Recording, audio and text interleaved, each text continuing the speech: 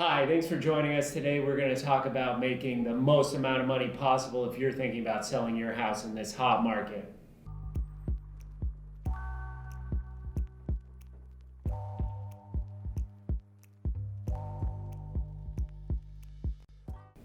My name's Cole Elwood with the Strongwell Real Estate team, and I'm joined with Michael Albertson, one of our listing agents. So now that offers are coming in and you have to make some choices, are you going to accept it as it is? Are you going to counter back? Are you going to just decline? We can help you understand those terms and give you recommendations on negotiations moving forward so that you get the best terms and the best price to meet your goals. Now, this can be a stressful time. After all, you're making a decision on a $200,000, $300,000 or $400,000 home, and there is a deadline on the contract that the buyer wants to know by. This is why it's important to have a good working relationship with your agent, and why you want to make sure, as you're choosing your agent, that you're choosing someone that you feel very, very comfortable with. Many people think that the job of a realtor is just to get an offer on a property, but really, that's when our job just begins. So now that you're under contract, you've reached terms with a buyer, everybody's on the same page, but to get from that under contract to the closing table, that's when it really can get messy. So when a property's under contract, what are some common contingencies that are going to be in that we help our clients through?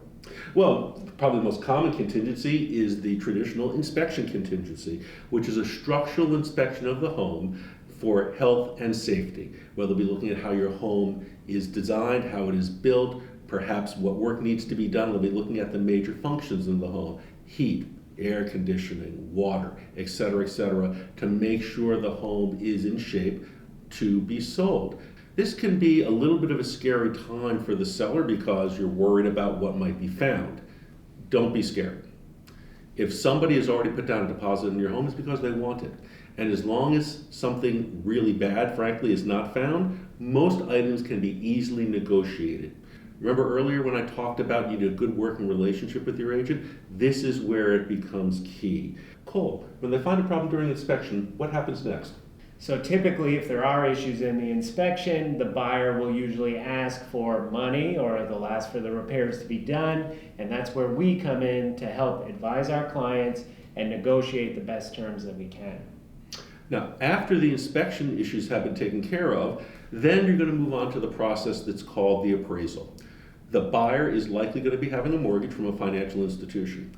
That institution is going to want to do what's called an appraisal to make sure the money they're lending on that house, the house will then meet that value. In other words, if they're lending $400,000, they want to make sure the house is worth $400,000. Cole, during that process, what are some of the challenges that some homeowners face? So the most common challenge in the appraisal process is the price just isn't there. Mm-hmm. So they offer a price and the appraiser says, no, sorry, I don't see that value, and now you are really at an impasse. Somebody's going to have to make a concession, and it really is difficult to still get through to closing and meet those goals when that does happen. So if someone agrees on a price for $350,000 for their home, but the bank says based on their analysis that the home is only worth $325,000, someone, either the buyer or the seller, has to make up that difference. Is that correct? Generally, I mean, it's going to come down to exactly what the terms of their mortgage would be, of their lending, of their approval. But generally, yes, that is correct. In Vermont, you're required to have an attorney do the closing for you. In some other states, it's handled by closing companies that represent both the buyer and seller, but in Vermont, both buyer and seller have their own attorneys. So what is the seller's attorney going to do for them? Well, the seller's attorney's job is to make sure the seller is protected. That's number one. Number two, they're going to gather all the documents that are necessary, make sure that all the documents, amendments, addendums of the contract are all correct, and they're also going to do whatever research is necessary as far as making sure your deed is correct and ready to be conveyed.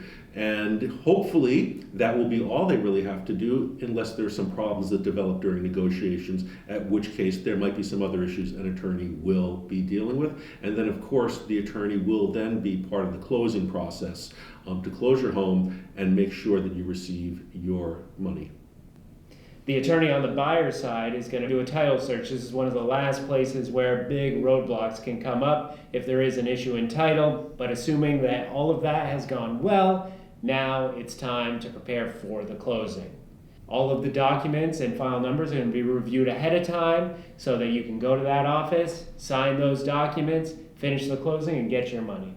And it really is important that you have all of your stuff out and you have it swept completely clean, because just before the closing, the last thing you want is there to be anything that gets in the way of that. So remember, try to get out a couple of days beforehand. Gives you time. If something needs to be mopped or a last second little fix, leave yourself time to get that done. You don't want anything getting in the way of that profit going into your pocket. Thanks for joining. Hit like and subscribe. And if you have questions about the process that we just covered, contact us. Our information is below.